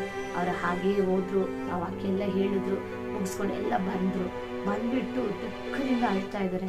ದೇವ್ರೆ, ಯಾಕೆ ನೀವು ನನ್ನ ಪ್ರಾರ್ಥನೆ ಕೇಳಲಿಲ್ಲ? ಯಾಕೆ ನೀವು ನನಗೆ ಈ ರೀತಿ ಮಾಡಿದ್ರೆ? ನಾನು ಕೇಳಿದೆ ಅಲ್ವಾ ನಿಮ್ಮನ್ನ, ಮಳೆ ನಿಲ್ಲಿಸಿ ನನ್ನ ಬಟ್ಟೆ ಎಲ್ಲ ನೆನೀತಾ ಇದೆ, ಎಲ್ಲ ಕೆಸರಾಗ್ತಿದೆ, ಈ ರೀತಿ ನಾನು ಕೇಳ್ಕೊಂಡೆ ಅಲ್ವಾ, ಯಾಕೆ ನೀವು ಮಳೆ ನಿಲ್ಲಿಸಿ? ಯಾಕೆ ಮಾತಾಡ್ತಾ ಇದ್ದಾರೆ. ಅಲ್ಲಿ ಆಗ ಆ ರೀತಿ ಪ್ರಾರ್ಥನೆ ಮಾಡ್ತಾ ಇರೋ ಸಮಯದಲ್ಲಿ ಬಾಗಿಲು ತಟ್ತಾ ಇದ್ದಾರೆ. ಆಗ ಬಾಗಿಲು ತಟ್ಟಿದಾಗ ಒಂದು ಗುಂಪಿನವರು ಒಳಗಡೆ ಬರ್ತಾರೆ. ಅಲ್ಲೆಲ್ಲ ಆಗ ಅವ್ರು ಹೇಳ್ತಾ ಇದ್ದಾರೆ, ಅವ್ರು ಎಂಥ ವ್ಯಕ್ತಿಗಳಂದ್ರೆ ಆ ಕಾಡಿನ ಮಧ್ಯದಲ್ಲಿರುವ ಒಂದು ಕ್ರೂರವಾದ ವ್ಯಕ್ತಿಗಳು. ಅವರಿಗೆ ಏನಂತ ಕೆಲಸ ಅಂದ್ರೆ ಎಲ್ಲರನ್ನ ಸಾಯಿಸೋದು, ಒಂದು ಏನ್ ಹೇಳ್ತಾರೆ, ಒಂದು ಕ್ರೂರವಾಗಿರುವ ವ್ಯಕ್ತಿ. ಕಾಡಿನಲ್ಲಿರೋ ಜನ ಹೇಗಿರ್ತಾರೆ, ಒಂದು ನಾಗರಿಕತೆ ಇರೋದಿಲ್ಲ ಅಲ್ವಾ, ಸ್ವಲ್ಪ ಹಾಗೆ ಕಠಿಣವಾಗಿ ಕ್ರೂರವಾಗಿನೇ ಅವ್ರು ಇರ್ತಾರೆ. ಅವ್ರಿಗೆ ಏನು ಅಂತಂದ್ರೆ ಈ ಸೇವಕರು ಅಲ್ಲಿರೋ ಕೆಲವು ಜನರನ್ನ ಬಂದು ಸಂಧಿಸೋದು, ಅಲ್ಲಿ ಪ್ರಾರ್ಥನೆ ನಡೆಸೋದು, ಅವ್ರಿಗೆ ದೇವರ ವಾಕ್ಯ ಹೇಳೋದು ಇವ್ರಿಗೆ ಇಷ್ಟ ಇಲ್ಲ. ಅದಕ್ಕಾಗಿ ಒಂದು ಗುಂಪಿನ ಜನ ಏನ್ ಮಾಡಿದ್ದಾರೆ, ಇವ್ರನ್ನ ಸಾಯಿಸ್ಬೇಕು ಅಂತ ಅದನ್ನ ಒಂದು ಪ್ಲಾನ್ ಮಾಡಿದ್ದಾರೆ. ಆಗ ಆ ರೀತಿ ಸಾಯಿಸ್ಬೇಕು ಅನ್ನೋದಕ್ಕಾಗಿ ಅವರು ಬಂದೂಕುಗಳನ್ನೆಲ್ಲ ಹಿಡಿದು ಆ ಮರಗಳ ಹಿಂದೆ ನಿಂತ್ಕೊಂಡಿದ್ದಾರೆ ಅವರ ಬರೋ ಮಾರ್ಗದಲ್ಲಿ. ಆಗ ಏನಾಗ್ತದೆ, ಜೋರಾಗಿ ಮಳೆ ಬರ್ತಿದೆ. ಆಗ ಅವ್ರು ಅಲ್ಲೇ ಮೊಣಕಾಲು ನೋಡಿ ಪ್ರಾರ್ಥನೆ ಮಾಡ್ತಾ ಇದ್ದಾರೆ ಮಳೆ ನಿಲ್ಲಿಸಿ ಎಂಬುದಾಗಿ. ಆದ್ರೆ ಆ ಪ್ರಾರ್ಥನೆ ಮಾಡಿದ್ಮೇಲೆ ಇನ್ನೂ ಮಳೆ ಜೋರಾಗ್ತಿದೆ. ಆಗೇನಾಗಿದೆ, ಅವ್ರು ಹಿಡ್ಕೊಂಡಿದ್ದ ಎಲ್ಲ ಬಂದೂಕುಗಳಲ್ಲಿ ಆ ಮಳೆ ಎಲ್ಲ ಬಿದ್ದು ಅದರೊಳಗಡೆ ಇರ್ತವಲ್ಲ ಆ ಗುಂಡುಗಳು, ಅದೆಲ್ಲ ಅದರಲ್ಲಿ ಇದ್ದಂತ ಎಲ್ಲ ಕೂಡ ಕರಗಿ ಹೋಯ್ತು. ಅಲ್ಲಿ ಆಗ ಆ ಮನುಷ್ಯರಿಗೆ ಹಾಗೆ ಭಯ ಆಗುತ್ತೆ ಅಂತ, ಇವ್ರು ಎಂಥ ವ್ಯಕ್ತಿಯಪ್ಪ, ಇವನ್ನ ಸಾಯಿಸೋದಕ್ಕೂ ಕೂಡ ದೇವರು ಅನುಮತಿ ಕೊಡ್ತಾ ಇಲ್ವೇ ಎಂಬುದಾಗಿ. ಆಗ ವ್ಯಕ್ತಿಗಳು ಬಂದು ಇದನ್ನೇ ಹೇಳಿದ್ರು, ನಾವು ನಿಮ್ಮನ್ನ ಸಾಯಿಸ್ಬೇಕು ಅಂತ ಸಿದ್ಧರಾಗಿದ್ವಿ, ನಮ್ಮ ಬಂದೂಕೆಲ್ಲ ಇಟ್ಕೊಂಡು ನಿಂತಿದ್ವಿ, ಆದ್ರೆ ಈ ಮಳೆ ಬಂದು ಈ ದಿನ ನಿಮ್ಮನ್ನ ಉಳಿಸ್ಬಿಡ್ತೀವಿ ಎಂಬುದಾಗಿ. ಅಲ್ಲಿ ಆಗ ಮತ್ತೆ ಅವರು ಕುಳಿತು ದೇವರಿಗೆ ಕೃತಜ್ಞತಾ ಸ್ತುತಿಯನ್ನು ಸಲ್ಲಿಸಬೇಕಿದ್ರೆ, ನನ್ನ ಕ್ಷಮಿಸ್ಬಿಡಪ್ಪ, ನೀನು ನನಗೆ ಏನೇ ಮಾಡಿದ್ರು ಒಳ್ಳೇದಕ್ಕೆ ಮಾಡ್ತೀಯ, ನಾನು ಆಶೀರ್ವಾದ ಪಡ್ಕೊಂಡಾಗ ಮಾತ್ರ ನಿನಗೆ ಸ್ತೋತ್ರ ಮಾಡಿದೆ, ಥ್ಯಾಂಕ್ಸ್ ಹೇಳಿದೆ. ಆದರೆ ಈ ದಿನ ನೀನು ನನ್ನ ಪ್ರಾರ್ಥನೆ ಕೇಳಿಲ್ಲ ಎಂಬುದಾಗಿ ನಾನು ನಿಮ್ಮನ್ನ ಪ್ರಶ್ನೆ ಕೇಳಿಬಿಟ್ಟೆ, ಸಾರಿ ಎಂಬುದಾಗಿ ಹೇಳಿ ಮತ್ತೆ ಕೃತಜ್ಞತೆ ಸಲ್ಲಿಸಿದ್ರಂತೆ. ನೀವು ಮಳೆ ಕೊಟ್ಟಿದ್ದಕ್ಕಾಗಿ ಸ್ತೋತ್ರ, ಈ ದಿನ ನನ್ನ ಜೀವ ಅದರಿಂದಲೇ ಉಳಿದಿದೆ, ಅದಕ್ಕಾಗಿ ಸ್ತೋತ್ರ. ನೀನು ನನಗೆ ಏನೇ ಮಾಡಿದ್ರು ಒಳ್ಳೇದಕ್ಕೆ ಮಾಡ್ತೀರ, ಸ್ತೋತ್ರ. ಈ ಮಳೆ ನನಗೆ ಆಶೀರ್ವಾದವಾಗಿ ಮಾರ್ಪಡ್ತು, ಸ್ತೋತ್ರ. ಅಲ್ಲೇ ಹೀಗೆ ನಮ್ಗೆ ಅನೇಕ ಸರಿ ಯಾಕೆ ಇದು ನಡೀತಾ ಇದೆ ಅಂತ ಗೊತ್ತಾಗೋದಿಲ್ಲ ಪ್ರಿಯ. ಅಲ್ಲೆಲ್ಲೂಯ್ಯ. ಅಯ್ಯೋ ಈ ಬಸ್ ಮಿಸ್ ಆಗೋಯ್ತು, ಅಯ್ಯೋ ಈ ಕೆಲಸ ಮಿಸ್ ಆಗೋಯ್ತು, ಅಯ್ಯೋ ಈ ಸಂಬಂಧ ಕಳ್ಕೊಂಡ್ಬಿಟ್ವಿ, ಅಲ್ಲೆಲ್ಲೂಯ್ಯ. ಅಯ್ಯೋ ಇವ್ರನ್ನ ಕಳ್ಕೊಂಡ್ಬಿಟ್ವಿ, ಅಯ್ಯೋ ಅದು ಹೊಟ್ಟೋಯ್ತು, ಇದು ಹೊಟ್ಟೋಯ್ತು. ಖಂಡಿತ ಅಲ್ಲ. ನೀನು ನಿಜವಾಗಿ ಪ್ರಾರ್ಥನೆ ಮಾಡುವ ವ್ಯಕ್ತಿ ಆಗಿದ್ರೆ, ದೇವರೊಟ್ಟಿಗೆ ಒಳ್ಳೆ ಸಂಪರ್ಕ ಹೊಂದಿರುವ ಒಂದು ವ್ಯಕ್ತಿ ಆಗಿದ್ರೆ, ಒಳ್ಳೆ ಐಕ್ಯತೆ ಹೊಂದಿರುವ ವ್ಯಕ್ತಿ ಆಗಿದ್ರೆ, ಖಂಡಿತವಾಗಿ ನೀನು ಯಾವಾಗಲೂ ನಂಬಬೇಕು, ನನ್ನ ಜೀವನದಲ್ಲಿ ಏನೇ ನಡೆದ್ರು ಅದು ದೇವರ ಚಿತ್ತವೆಂಬುದಾಗಿ. ಹಲ್ಲೆಲೂಯ್ಯ, ಹಲ್ಲೆಲೂಯ್ಯ. ನೋಡ್ರಿ, ರೋಮಪುರದಲ್ಲಿ ಬರೆದ ಪತ್ರಿಕೆ 8:28 ಅದೇ ಇರ್ತದೆ. ಹಲ್ಲೆಲೂಯ್ಯ. ಆತನ ಸಂಕಲ್ಪದ ಮೇರೆಗೆ ಕರೆಯಲ್ಪಟ್ಟವರ ಹಿತಕ್ಕಾಗಿ ಎಲ್ಲವೂ ಅನುಕೂಲವಾಗುವುದು, ಎಲ್ಲ ಅನುಕೂಲ, ಅದೆಲ್ಲ ನಮ್ಮ ಹಿತಕ್ಕಾಗಿ ಇರ್ತಾರೆ. ದೇವರಲ್ಲಿ ಕಷ್ಟ ಕೊಟ್ಟರು ಅಂತ ಗುಣಗುಟ್ಟಬೇಡ್ರಿ, ದೇವರನ್ನ ಪ್ರಶ್ನೆ ಮಾಡಬೇಡ್ರಿ, ಇಷ್ಟು ವರ್ಷ ಆದ್ರೂ ನಡೆದಿಲ್ಲ ಅಂತ ನೀವು ಕೊರಗಬೇಡ್ರಿ. ಖಂಡಿತ ದೇವ್ರಿಗೆ ಸಮಯ ಇಟ್ಟಿದ್ದಾರೆ. ಹಲ್ಲೆಲೂಯ್ಯ.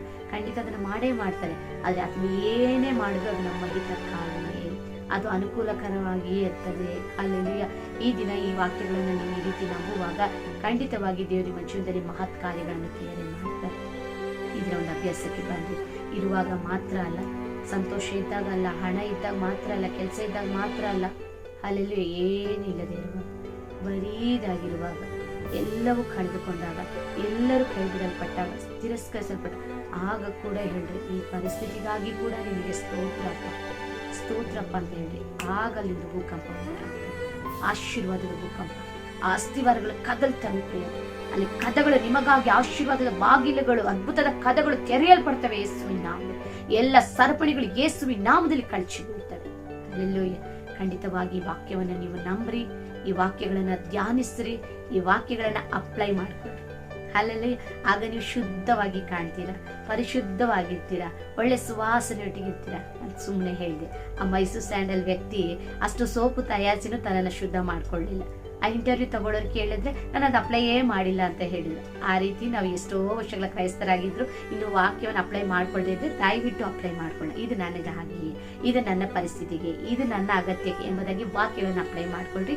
ಖಂಡಿತ ದೇವರು ನಿಮ್ಮನ್ನ ಈ ದಿನ ಯೇಸು ನಾಮದಲ್ಲಿ ಆಶೀರ್ವದಿಸ್ತಾರೆ.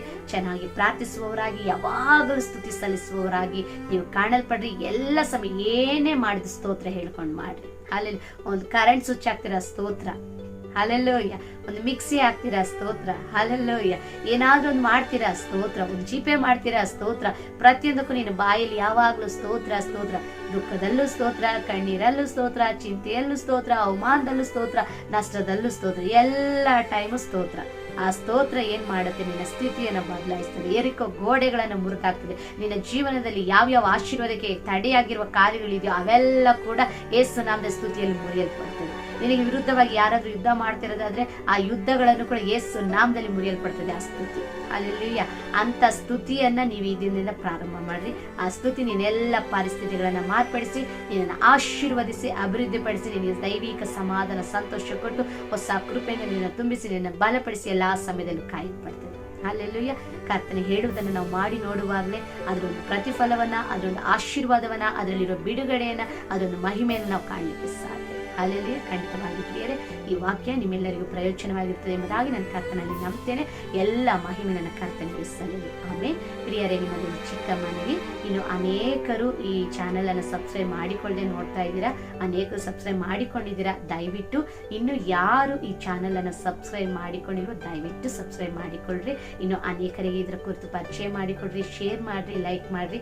ಇದಕ್ಕಾಗಿ ಒಂದೇ ಒಂದು ಕ್ಷಣ, ಒಂದು ಸೆಕೆಂಡ್ ಆದ್ರೂ ನಿಮ್ಮ ವೈಯಕ್ತಿಕ ಕುಟುಂಬ ಪ್ರಾರ್ಥನೆಗಳಲ್ಲಿ ಈ ಸೇವೆಗಾಗಿ ಪ್ರಾರ್ಥನೆ ಮಾಡ್ರಿ. ಬರುವ ದಿನಗಳಲ್ಲಿ ಈ ಸೇವೆ ಅನೇಕರಿಗೆ ಪ್ರಯೋಜನವಾಗಿ, ಆಶೀರ್ವಾದವಾಗಿರಲಿ. ಇದರ ಮೂಲಕ ಯೇಸುವಿನ ಪ್ರೀತಿಯನ್ನು ಎಲ್ಲರೂ ತಿಳಿದುಕೊಳ್ಳಲಿ. ನಾವು ಕಡೆಯ ದಿನಗಳಲ್ಲಿದ್ದೇವೆ, ದೇವರ ಬರೋಣ ಬಹಳ ಸಮೀಪವಾಗಿದೆ.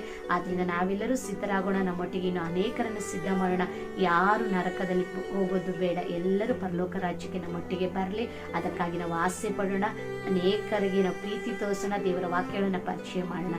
ಖಂಡಿತವಾಗಿ ದೇವರು ಈ ಸೇವೆಯ ಮೂಲಕ ನಿಮ್ಮನ್ನು, ನಿಮ್ಮ ಕುಟುಂಬಗಳನ್ನು 100ಕ್ಕೆ 100ರಷ್ಟು ಆಶೀರ್ವದಿಸ್ತಾರೆ ಎಂಬುದಾಗಿ ನನ್ನ ಕರ್ತನಲ್ಲಿ ನಂಬ್ತೇನೆ. ಅನೇಕರು ಪ್ರತಿನಿತ್ಯ ನೋಡ್ತಾ ಇದ್ದೀರಾ, ಅದಕ್ಕಾಗಿ ನಾನು ಮನಸ್ಸಾರೆ ನಿಮಗೆ ಧನ್ಯವಾದ ಹೇಳ್ತೇನೆ. ಇನ್ನು ಈ ಸೇವೆಗಾಗಿ ನೀವು ರೀತಿ ಪ್ರಾರ್ಥನೆ ಮಾಡಿ ನೀವು ಬೆಂಬಲಿಸಿ. ಎಲ್ಲ ಮಹಿಮೆ ಕರ್ತನಿಗೆ ಸಲ್ಲಲಿ. Amen. Praise the Lord. God bless you.